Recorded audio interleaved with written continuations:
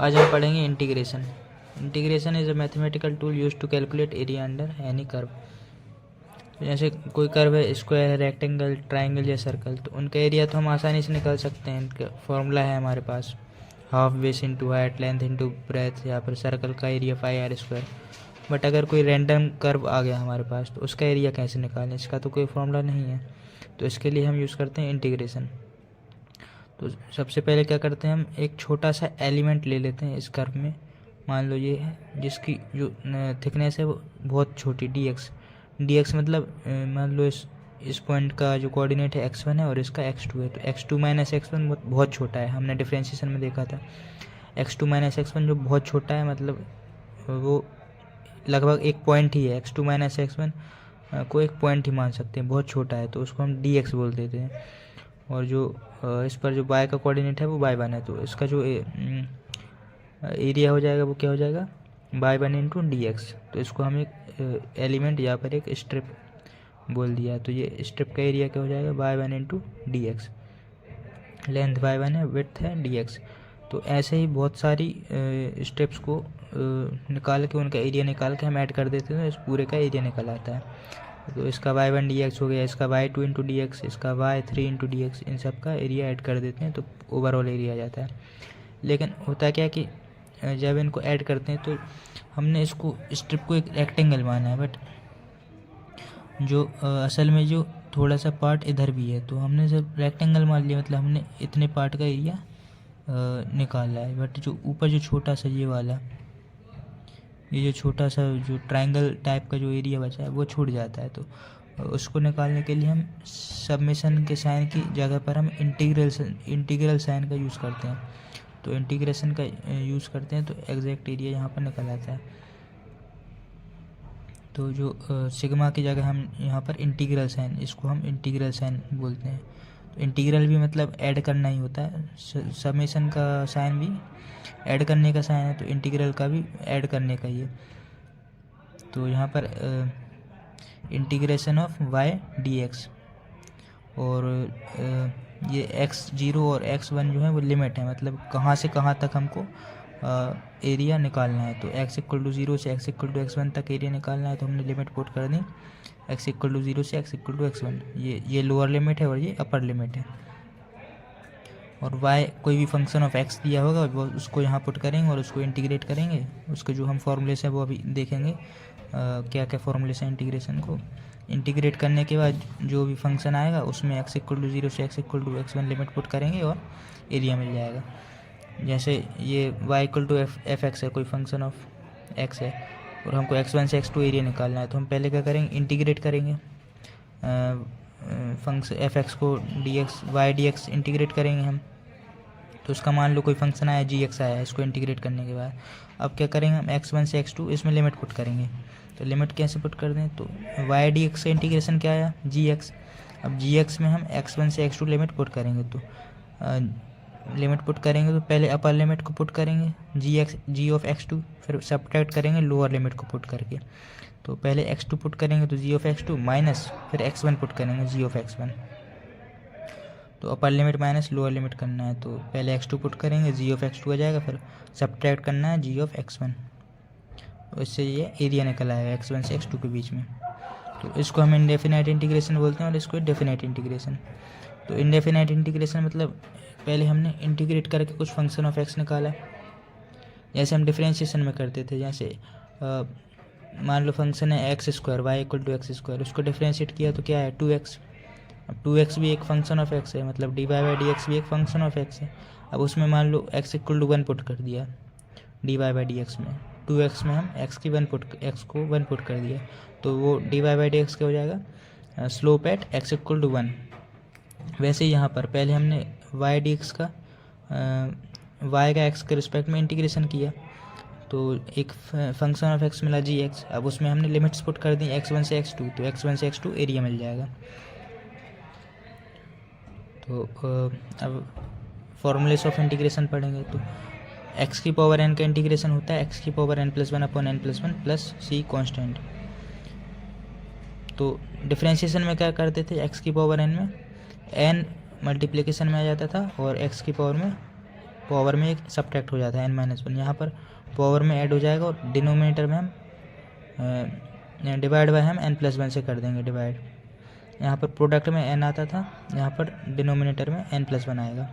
Power में भी एक ऐड हो जाएगा, यहाँ पावर में एक सब्ट्रैक्ट होता था। और प्लस सी कांस्टेंट, ये इंडेफिनाइट इंटीग्रेशन है, यहाँ पर लिमिट्स पुट नहीं करी हमने, फंक्शन ऑफ x निकाला है हमने इंटीग्रेशन को। लिमिट्स पुट कर देंगे, जैसे 1 से 2 लिमिट पुट कर दी तो 1 से 2 के बीच में जो कर्व का एरिया है वो आ जाएगा। और इनडेफिनाइट इंटीग्रेशन हमेशा एक कांस्टेंट ऐड करते हैं, ये कभी भूलिएगा मत। डेफिनाइट इंटीग्रेशन में इसको ना भी ऐड करेंगे तो चलेगा, क्योंकि आखिरी में ये कांस्टेंट है, लिमिट्स पुट करेंगे x1 से x2 तो ये कट जाएगा। बट इनडेफिनाइट इंटीग्रेशन में इसको कांस्टेंट को भी ऐड करना ज़रूरी होता है। तो y dx का इंटीग्रेशन क्या होगा, x की power n+1 upon n+1 plus c. तो इसका जब डिफ्रेंशिएट करेंगे तो क्या आएगा, इसको डिफ्रेंशिएट किया 1/n+1 तो कांस्टेंट है तो वो तो डिफ्रेंशिएशन से बाहर आ गया। x की पावर n+1 का डिफ्रेंशिएशन करेंगे तो n+1 प्रोडक्ट में आ जाएगा और n+1 - 1 पावर में आ जाएगा। तो पावर में n+1 - 1 मतलब n, और n+1 और n+1 कट जाएगा तो x की पावर n ही आ जाएगा। c तो कांस्टेंट है, उसका डिफ्रेंशिएशन 0 रहेगा, तो इसका पूरे का ओवरऑल डिफरेंशिएशन x की पावर n है, जो कि यही था। मतलब पहले हमने इसको इंटीग्रेट किया तो ये आया और वापस इसको डिफरेंशिएट किया तो वापस ये आया। मतलब integration is reverse of differentiation. किसी चीज़ को इंटीग्रेट करेंगे तो कुछ वैल्यू आएगी, तो उस वैल्यू का अगर मतलब कुछ फंक्शन आएगा, अगर उस फंक्शन को वापस डिफरेंशिएट करेंगे तो रिवर्स जो इनिशियल फंक्शन था वही आ जाएगा।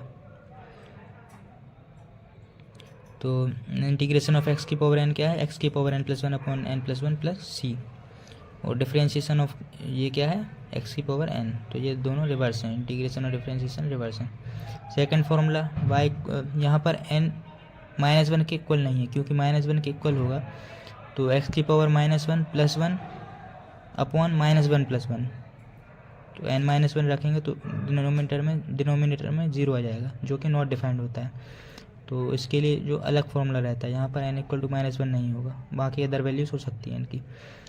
यहाँ पर x की पावर -1 है तो उसके लिए अलग फॉर्मूला है, तो x की पावर -1 मतलब 1/x, तो इसका इंटीग्रेट करेंगे y dx, मतलब 1/x का integration with respect to dx। तो जो आंसर आएगा वो लॉग बेस e को हम लिखते हैं ln, तो जो log of base e x, इसको हम लिखते हैं ln ऑफ x, और 1/x का इंटीग्रेशन हो जाएगा ln ऑफ x, और x के आगे मॉड क्यों लगा है, क्योंकि लॉग के अंदर कोई भी वैल्यू नेगेटिव नहीं डाल सकते, तो यहाँ पर मॉड लगा है, plus some constant. Indefinite integration में हमेशा एक कांस्टेंट आएगा, और डेफिनाइट इंटीग्रेशन में मान लो इसका इंटीग्रेशन किया तो 1/x का integration ln x plus c, तो यहाँ पर c ना भी लगाएं तब भी चलेगा, क्योंकि लिमिट्स पुट करेंगे तो c कट जाएगा। मान लो यहाँ पर हमने c रख दिया ln x प्लस सी, अब x1 से x2 जब लिमिट पुट करेंगे तो क्या, पहले x2 पुट करेंगे, जो आंसर आएगा उसमें से x1 पुट करके सब्ट्रैक्ट करेंगे। तो पहले x2 पुट किया तो क्या है ln x2 प्लस सी, फिर माइनस x1 पुट किया ln x1 प्लस सी, तो यहाँ c से c कट जाएगा, तो c को रखो या ना रखो कोई फ़र्क नहीं पड़ने वाला है definite integration. But indefinite integration में c को रखना पड़ेगा, c एक कांस्टेंट है। तो यहाँ पर आंसर क्या आ जाएगा इसका, ln x2 minus ln x1, c से c कट जाएगा। तो ये है area of curve y = 1/x from x1 to x2, ये area of curve y = 1/x आ जाएगा। कुछ और फॉर्मूले हैं, जैसे y = 1 है, मतलब x की पावर 0, तो इसका इंटीग्रेशन क्या हो जाएगा, x की पावर 0 + 1 डिवाइड बाय 0 + 1, और प्लस में एक कांस्टेंट ऐड हो जाएगा तो x प्लस c।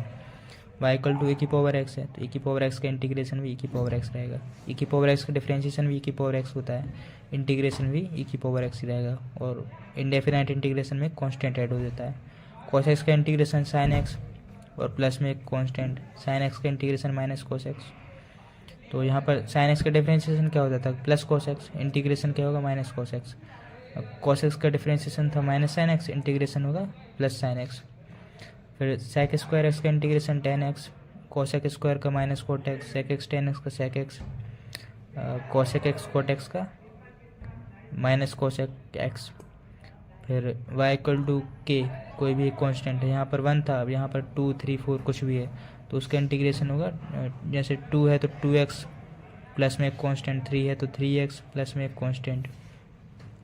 तो ये सारे फॉर्मूले याद रखने हैं। फिर रूल्स ऑफ इंटीग्रेशन आते हैं, जैसे डिफरेंशिएशन के रूल्स पढ़े थे, अब इंटीग्रेशन के पढ़ेंगे।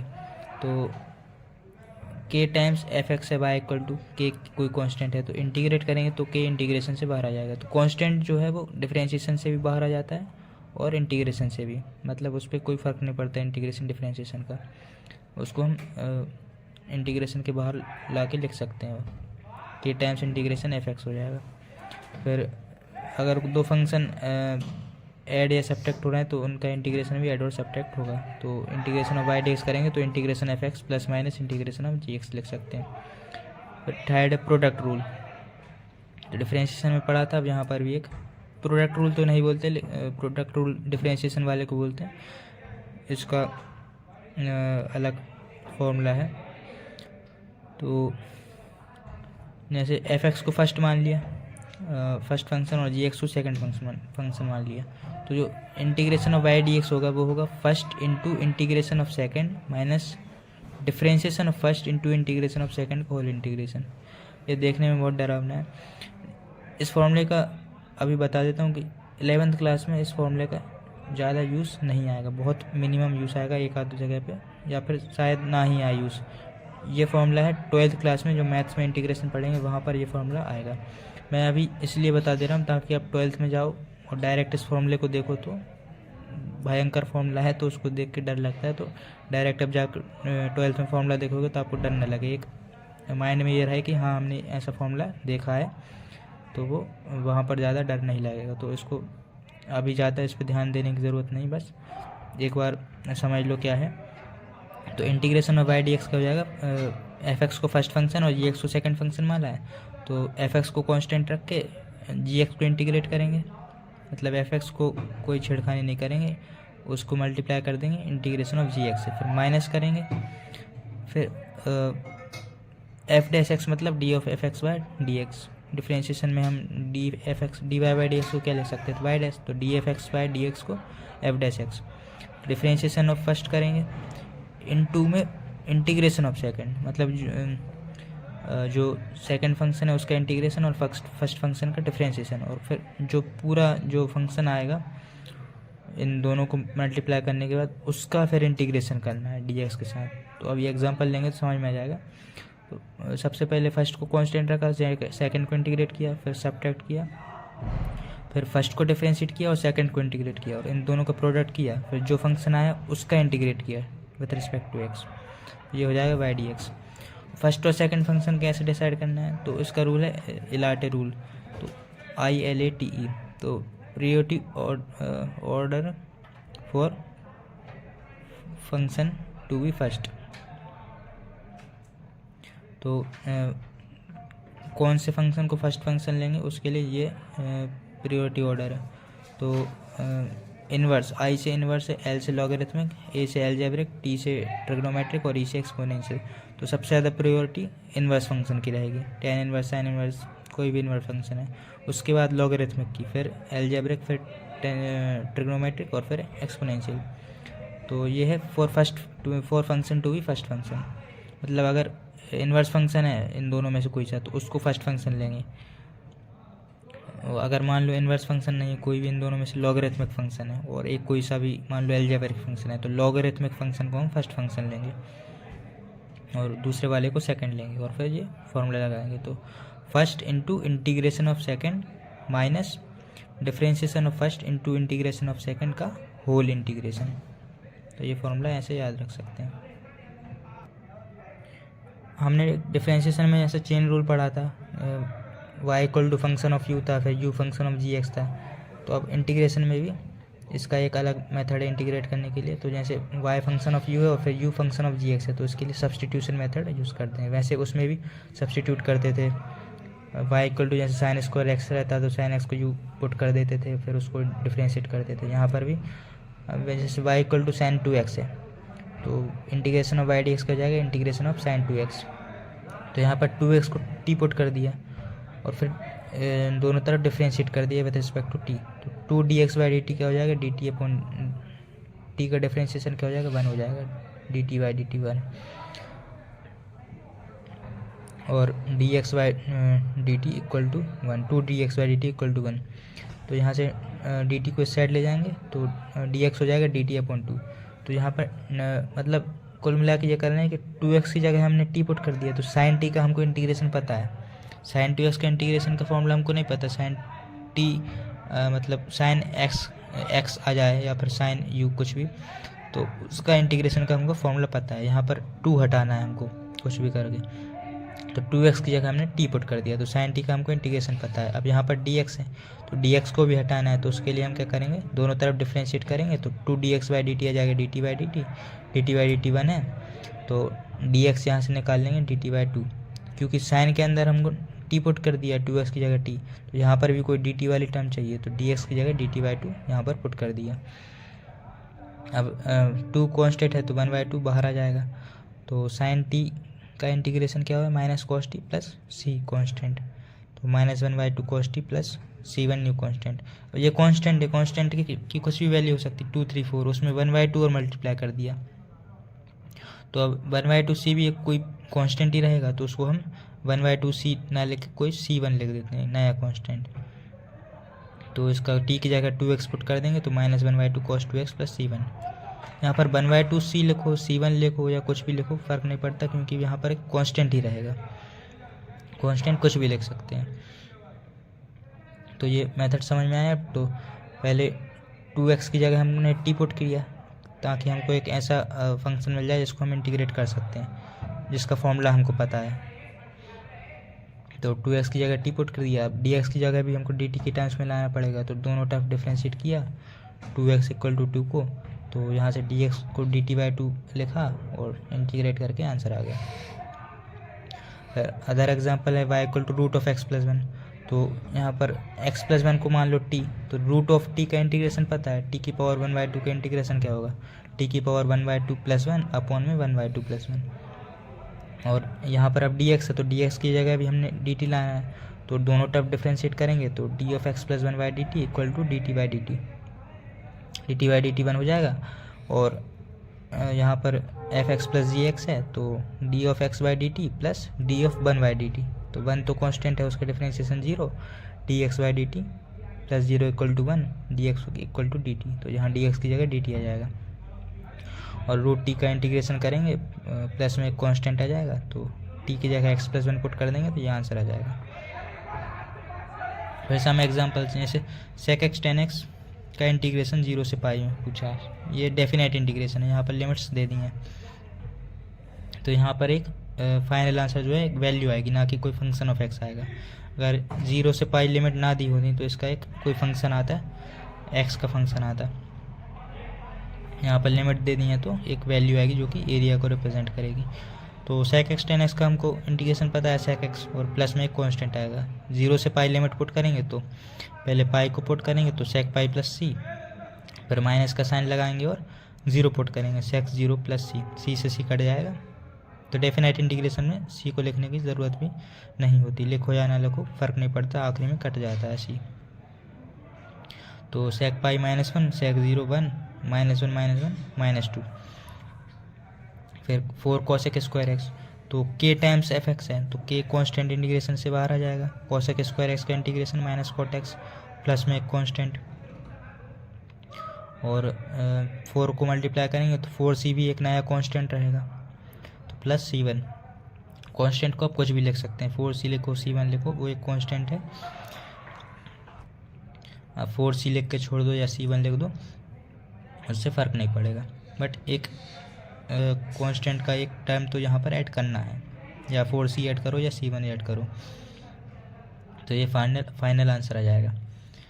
नेक्स्ट एग्जांपल है 2/x प्लस 2e⁻x प्लस 3 का इंटीग्रेशन, तो f(x) plus gx plus dx, कोई भी अदर फंक्शन। तो इन तीनों को इंटीग्रेट करने के लिए इनको अलग अलग इंटीग्रेट करके ऐड कर सकते हैं। तो 2 इंटू 1/x, तो ये क्या 1/x कोई फंक्शन ऑफ x है, और 2 क्या है, k टाइम्स f(x), तो 2 को हम बाहर निकाल सकते हैं, तो यहाँ पर अंदर बचा f(x) मतलब 1/x। तो 1/x का इंटीग्रेशन क्या है, ln of mod x plus में कांस्टेंट। और सिमिलरली यहाँ पर 2e⁻x में 2 बाहर आ जाएगा, e⁻x का integration e⁻x plus c, 3dx 3 बाहर आ जाएगा, 1dx 1 का integration x plus some constant c। तो इन सबको 2 को यहाँ मल्टीप्लाई करेंगे तो 2c आएगा, यहाँ पर भी 2c, यहाँ पर भी 3c। यहाँ पर ज़रूरी नहीं यहाँ पर हर जगह c लिखना है, मान लो यहाँ पर c है, यहाँ पर c1 है, यहाँ c2 है, कुछ भी c ले सकते हैं। तो 2ln x plus 2e⁻x plus 3x, और यहाँ पर हमने तीनों कांस्टेंट का एक नया नाम लिख दिया c1, क्योंकि तीनों को अलग अलग लिखते 2c1 plus 2c2 plus 3c3, तो वो एक नंबर बन जाता, तो उसकी जगह एक नया कांस्टेंट, क्योंकि वो सब ऐड होके एक नया सिंगल कांस्टेंट ही आएगा ना, तो उसको हमने c1 लिख दिया। तो ये इसका आंसर आ गया। फिर e⁻2x प्लस 3 का इंटीग्रेशन, तो अब इसका फॉर्मूला तो हमको पता ही नहीं है, इसको कैसे इंटीग्रेट करना है, तो इसके लिए हम सब्स्टिट्यूशन मेथड लगाएंगे। तो इसको पहले जो फॉर्मूलेस हमने याद किए हैं उनके टर्म्स में लाएंगे। तो 2x प्लस 3 को टी पुट कर दिया, तो e⁻t का इंटीग्रेशन हमको पता है। फिर dx की जगह dt से रिप्लेस करना होगा, तो हम दोनों तरफ डिफ्रेंशिएट करेंगे। तो 2x प्लस 3 का डिफ्रेंशिएशन, 2x का differentiation with respect to dt, 2 constant है बाहर आ जाएगा, 2dx/dt प्लस 3 का डिफ्रेंशिएशन विथ रिस्पेक्ट टू 2 0 आ जाएगा, 3 तो कांस्टेंट है। कांस्टेंट का डिफरेंशिएशन किसी के भी रिस्पेक्ट में करो, x t y z किसी के रिस्पेक्ट में, वो हमेशा 0 आएगा। तो 2dx/dt इक्वल टू 1, dt का t का differentiation with respect to t 1 ही आएगा। dx आ गया dt/2, dx को जहाँ पुट करेंगे और तो e⁻t और dt/2, 2 बाहर आ जाएगा, तो e⁻t का इंटीग्रेशन आ जाएगा e⁻t plus some constant c, t के जगह 2x प्लस 3 पुट कर देंगे और ये फाइनल आंसर हो जाएगा। नेक्स्ट एग्जांपल है x इंटू ln x। तो यहाँ पर दो फंक्शंस का प्रोडक्ट लिखा है, तो इलाटे वाला रूल लगाएंगे यहाँ पर। तो यहाँ ln x क्या है, लॉगरिथमिक है, और x क्या है, अलजेब्रिक है। तो लॉगरिथमिक की प्रायोरिटी पहले है, तो ln x को हम फर्स्ट फंक्शन लेंगे और x को सेकंड फंक्शन। तो ये जो प्रायोरिटी ऑर्डर है ये इस हिसाब से डिफाइंड है ताकि जो सेकंड फंक्शन आए उसको हम आसानी से इंटीग्रेट कर सकें। मान लो फॉर्मूले में जो फॉर्मूला क्या है, first into integration of second minus differentiation of first into integration of second का होल इंटीग्रेशन। तो फॉर्मूले में हमेशा सेकंड फंक्शन का इंटीग्रेशन हो रहा है। तो ये प्रायोरिटी इस हिसाब से डिफाइंड है कि हम वो वाला सेकंड फंक्शन लें, वो वाले फंक्शन को सेकंड फंक्शन लें जो आसानी से इंटीग्रेट हो सके। x और ln x में से आसानी से इंटीग्रेट क्या हो सकता है, x, क्योंकि ln x का तो हमको कोई फॉर्मूला पता नहीं है इंटीग्रेशन का, डिफरेंशिएशन का पता है बट इंटीग्रेशन का नहीं पता। तो यहाँ पर सेकंड फंक्शन x लेंगे, तो उस हिसाब से ये प्रायोरिटी ऑर्डर डिफाइंड है। तो लॉगरिथमिक को हम फर्स्ट लेंगे और अलजेब्रिक को हम सेकंड लेंगे, x को सेकंड लेंगे। तो फॉर्मूला लगाएंगे first into integration of second minus differentiation of first into integration of second, और इन दोनों का प्रोडक्ट जाएगा उसका होल इंटीग्रेशन। तो x का इंटीग्रेशन x²/2, और यहाँ पर c नहीं लगाना है। इस फॉर्मूले में जब पूरा ओवरऑल प्रोसेस फॉर्मूला सब कंप्लीट हो जाएगा उसके बाद जो फाइनल आंसर आएगा उसमें एक c ऐड करना है, अंदर कोई भी c ऐड नहीं करना है, ये बात हमेशा ध्यान रखनी है। इस फॉर्मूले का जो फाइनल आंसर आएगा, ये आया जैसे आंसर, इसके बाद एक कांस्टेंट टर्म ऐड करनी है। इस फॉर्मूले के अंदर जब फॉर्मूला जब लगा रहे थे उसके अंदर जब जो भी इंटीग्रेशन की टर्म्स थी उनमें कांस्टेंट टर्म याद ऐड नहीं करना है। तो यहाँ पर x² प्लस c नहीं लिखेंगे, सिर्फ x² लिखेंगे। और सिमिलरली यहाँ पर भी x का इंटीग्रेशन x² लिखेंगे और ln x का डिफरेंशिएशन 1/x। तो यहाँ पर दोनों का प्रोडक्ट होके क्या बचेगा, x/2। तो x का इंटीग्रेशन x²/2 और डिनोमिनेटर में 2 पहले से था तो x²/4, और आखिरी में एक c कांस्टेंट टर्म या ऐड कर देंगे। तो यहाँ पर अंदर कभी भी कांस्टेंट टर्म ऐड नहीं करनी है इस फॉर्मूले के अंदर, जो प्रोडक्ट वाला फॉर्मूला है उसमें। Next example sin 4x plus x² 3x plus 2x। तो इसको मान लो I1 मान लिया, इसको I2 मान लिया और इसको I3 मान लिया। I1 निकालेंगे पहले, integration of sin 4x dx। तो साइन एक्स का तो हमको इंटीग्रेशन पता है, बट साइन 4x का नहीं पता, तो यहाँ सब्स्टिट्यूशन मेथड लगाएंगे, 4x को टी पुट कर देंगे तो साइन टी का हमको इंटीग्रेशन पता है, तो dx की जगह dt के टर्म्स में लाएंगे तो दोनों टर्म डिफ्रेंशिएट करेंगे, कांस्टेंट टर्म बाहर आ जाएगा, 4 times dx by dt equal to 1, dx आ जाएगा dt बाई 4, यहाँ पर पुट करेंगे 1/4 कांस्टेंट है बाहर आ जाएगा, साइन टी का integration minus cos t plus c, तो ये फाइनल आंसर ये आ जाएगा। टी की जगह 4x पुट कर देंगे और 1/4 सी को हम c1 लिख सकते हैं क्योंकि वो भी एक कांस्टेंट ही है। फिर दूसरा formula I2 sec square 3x, तो यहाँ 3x की जगह टी पुट करेंगे, दोनों तरफ डिफ्रेंशिएट करेंगे तो dx equal to dt by 3 आ जाएगा, तो sec square t dt by 3, 1/3 constant है बाहर आ जाएगा, sec स्क्वायर टी का integration 10t plus c, t की जगह 3x रख देंगे और नया कांस्टेंट 1/3 सी को नया कांस्टेंट c2 लिख देंगे। फिर I3 2x x का इंटीग्रेशन एक्स स्क्वायर बाई 2 से 2 कैंसिल हो जाएगा और नया constant c3 x square plus c3, तीनों को ऐड कर देंगे, फाइनल आंसर आ जाएगा और c1 plus c2 plus c3 को एक नया कांस्टेंट c लिख सकते हैं। मतलब कुल मिला के कांस्टेंट का ये है कि फाइनल आंसर में आप एक नया कांस्टेंट ऐड कर दो, जो प्रोसेस चल रहा है उसमें कांस्टेंट ना भी ऐड करो तब भी चलेगा। मतलब इन तीनों को ऐड करने के लिए इन तीनों का इंटीग्रेशन निकालने के लिए हमने पहले अलग अलग इंटीग्रेशन निकाला, फिर उनको ऐड किया, तो जो अलग अलग इंटीग्रेशन निकाला उनमें एक सबका अलग अलग एक कांस्टेंट आया, तो उन कांस्टेंट को ना लिख के सिर्फ जैसे इस इंटीग्रेशन का आंसर आया माइनस cos 4x/4, इसमें कोई भी कांस्टेंट ऐड ना किया, इसमें भी कोई भी कांस्टेंट ऐड नहीं किया और इसमें भी ना करें ऐड, और फाइनल आंसर लिख के उसमें सिर्फ एक आखिरी में कांस्टेंट ऐड करें तब भी चलेगा। मतलब पूरे प्रोसेस में कोई भी कांस्टेंट ऐड ना करें और आखिरी में सिर्फ फाइनल आंसर में कांस्टेंट ऐड कर देंगे तो आंसर सही, वो भी सही तरीका होगा। बट आखिरी में ऐड ज़रूर करना है एक कांस्टेंट, क्योंकि ये इंडेफिनाइट इंटीग्रेशन है, तो आखिरी में एक कांस्टेंट ज़रूर ऐड करना है, यहाँ पर भी और यहाँ पर भी।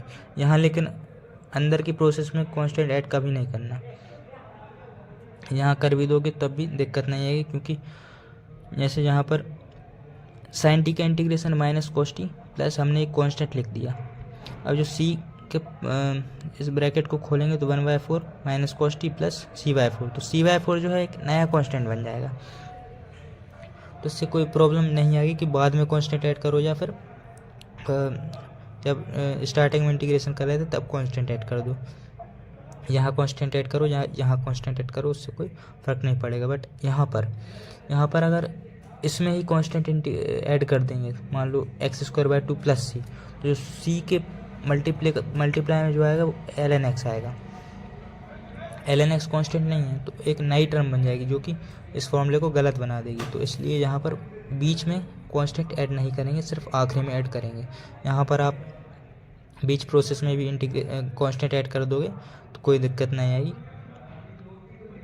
आखिरी में एक नया कांस्टेंट ही बन जाएगा, सब कांस्टेंट ऐड करके एक नया कांस्टेंट ही बन जाएगा। बट यहाँ पर बीच में कोई भी कांस्टेंट ऐड नहीं करेंगे, आखिरी में ही करना है। नया दूसरा एग्जांपल, ऐसे साइन स्क्वायर एक्स का इंटीग्रेशन फाइंड करना है, तो अब हमने साइन एक्स का इंटीग्रेशन पढ़ा है, बट साइन स्क्वायर एक्स का इंटीग्रेशन हमने पढ़ा ही नहीं है। अब यहाँ पर कुछ सब्स्टिट्यूट भी नहीं कर सकते कि 2x होता है, जैसे साइन 2x होता है तो 2x को t सब्स्टिट्यूट कर देते। अब यहाँ पर साइन स्क्वायर एक्स को हमको कॉस में कन्वर्ट करेंगे, जैसे तो ट्रिग्नोमेट्री के जो फॉर्मूलेशन है, cos 2x क्या होता है 1 - 2 साइन स्क्वायर एक्स, तो साइन स्क्वायर एक्स को हम cos 2x में कन्वर्ट कर सकते हैं और cos 2x को हम सब्स्टिट्यूशन मेथड से इंटीग्रेट कर सकते हैं। तो कभी भी ऐसे वाले टर्म्स आए sine square x ln square x, तो यहाँ पर sine square x tan square x जो भी टर्म्स आए, तो उनको इंटीग्रेट करने के लिए क्या है, उनको पहले जो पावर 2 है उसको पावर 1 में कन्वर्ट करो, जैसे स्क्वायर वाली टर्म्स हैं उनको पावर 1 में कन्वर्ट करो। तो साइन स्क्वायर को हमने cos 2x में कन्वर्ट कर दिया, तो cos 2x तो आसानी से इंटीग्रेट हो सकता है। यहाँ पर ट्रिग्नोमेट्रिक फार्मूला लगाया, साइन cos 2x हो जाएगा 1 - 2 साइन स्क्वायर एक्स, यहाँ से साइन स्क्वायर एक्स आ जाएगा 1 - cos 2x/2, वैल्यू पुट करेंगे तो 1/2 का इंटीग्रेशन 1/2x और minus cos 2x upon 2 dx। तो यहाँ पर 2x की जगह u पुट करेंगे तो cos u बन जाएगा, और dx निकालने के लिए दोनों तरफ डिफ्रेंशिएट करेंगे तो dx आ जाएगा du अपॉन 2। तो cos u du अपॉन 2 बाहर जाएगा 1/4 बन जाएगा। cos u का इंटीग्रेशन sin u, प्लस में एक कॉन्स्टेंट ऐड कर देंगे तो फाइनल आंसर ये आ जाएगा, u की जगह 2x पुट कर देंगे। तो in indefinite integration after all integration is complete add constant c। तो सबसे बढ़िया जो तरीका है कॉन्स्टेंट ऐड करने का वो ये है कि जब पूरी प्रोसेस, जो भी मेथड यूज़ कर रहे हैं, जो भी फॉर्मूले यूज़ कर रहे हैं, जो भी रूल यूज़ कर रहे हैं, उन सबको यूज़ करके जो फाइनल आंसर आए उसमें आखिरी में जाके कांस्टेंट ऐड कर दो, बात ख़त्म। अंदर इंटीग्रेट किया उसमें कांस्टेंट ऐड करने की कोई दिक्कत ज़रूरत नहीं है। अंदर कितने इंटीग्रेशन किए कितने नहीं किए उसकी कोई दिक्कत, कोई समस्या नहीं है। आखिरी में जब पूरा इंटीग्रेशन कंप्लीट हो जाए उसमें जाके एक कांस्टेंट ऐड कर दो, फाइनल आंसर ये रहेगा। अंदर किसी इंटीग्रेशन में कांस्टेंट ऐड करने की कोई ज़रूरत नहीं है, सबसे बेस्ट तरीका ये है। फिर अगला एग्जांपल ln स्क्वायर एक्स। तो अब इसमें तो हम ln x को किसी और फॉर्म में कन्वर्ट भी नहीं कर सकते। जैसे ये तो साइन स्क्वायर एक्स को कॉस में कन्वर्ट कर दिया, अब इसको कन्वर्ट नहीं कर सकते तो यहाँ पर हम जो प्रोडक्ट वाला फॉर्मूला था फर्स्ट इंटू सेकंड वाला उसको लगाएंगे। तो अब ln x को इंटीग्रेट तो कर नहीं सकते तो इसको फर्स्ट फंक्शन ही लेंगे। तो सेकंड फंक्शन कौन सा लेंगे, अब यहाँ पर तो कुछ दिख नहीं रहा तो यहाँ पर 1 इंटू ln स्क्वायर एक्स में हम 1 को सेकंड फंक्शन ले लेंगे। तो first into integration of second, integration of 1 क्या हो जाएगा x minus differentiation of first ln square x का डिफ्रेंशिएशन, यहाँ पर चेन रूल लगेगा, और into integration of second 1 dx का इंटीग्रेशन x आ जाएगा।